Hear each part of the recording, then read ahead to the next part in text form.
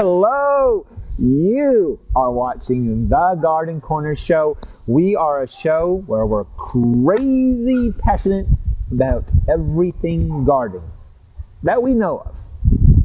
I'm J-Dog John Karshboom. I'm out here with Mr. Dave on this beautiful day. It's so beautiful. Well, one, I got to do a shout out, but it's so beautiful. This is the time when we start getting outside of our house and kind of taking a look outside about looking at our garden, looking at the plants and seeing, well, how are things looking? First, though, oh no, I'll do this later, shall we? Okay, do this later. I'm going to get right into it. Now, we're looking out, so what you're going to do is you're walking out and you're kind of surveying over your garden and you're looking at some particular plants and you're wondering, what shall I do? One question I get is about phormiums. And technically, phormiums are hardy in our area.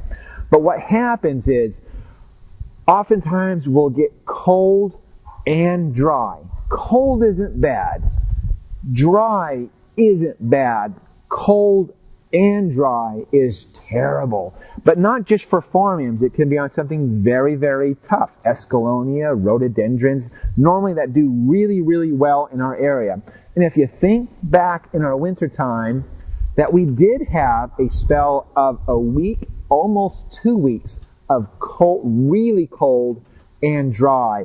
And so now what happens is we take a look at some things that, and we have to say, well, is it alive or is it dead?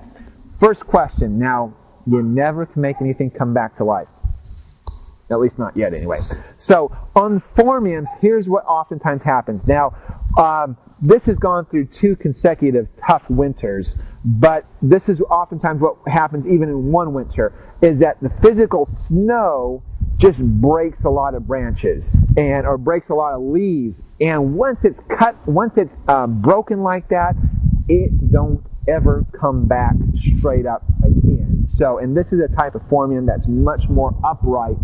Some that kind of bend out, but this is a very upright phormium. A couple of different options that you can do on this guy is, and this is something you have to ask yourself.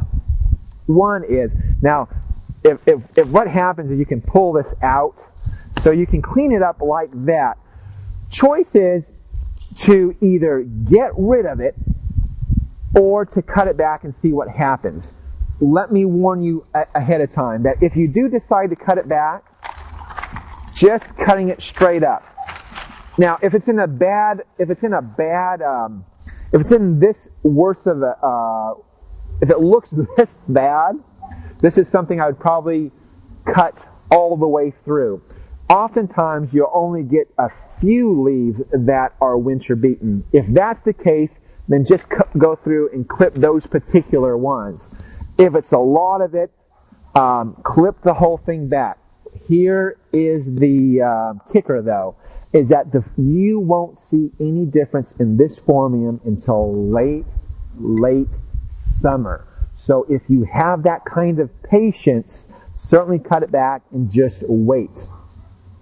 Most often, what I recommend is to take this out and start anew. It could be a different plant or another phormium. So anyway, so cut it back and have a lot of patience or pull it out. So that is the tip, the gardening helpful suggestion of the day. I think that's the show, isn't it? I'll show you a shout out. Oh, we get the shout out. We're getting these fans, and I want to make sure you feel really, really welcome. Jim Stanley, Carolyn Lim, Nikki Johnston, Callista Snively. Callista, you go, girl. Tanya, wait a minute. Oh, yeah. Tanya Vickery, Kyle Dennis, Scott Rockefeller. I know there's Rockefellers and Rockefellos, and we're on the Rockefellers.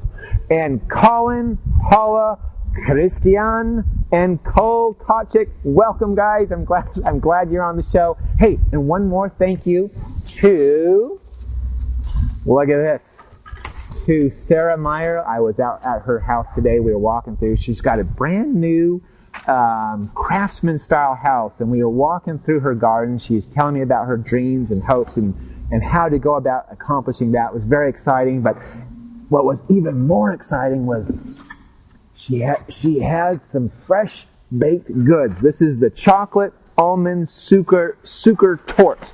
Take a look. How about that? So yeah, this is a kind of tough work that we have to do, but I'm going to do a taste test on your chocolate almond torte, Sarah. You know what we got to start doing? Skip the garden would be food testing? Oh yeah. Oh, being a foodie would be a really good thing. I don't know, maybe growing cocoa plants so we can make our own chocolate. I don't know. Thank you very much. Thank you, Sarah. Here's a quote for the day. When you lose, don't lose the lesson. That one, the author is unknown. That's the show. Hope you enjoy it. Live your passion. You see me right out of the sunset on the color TV.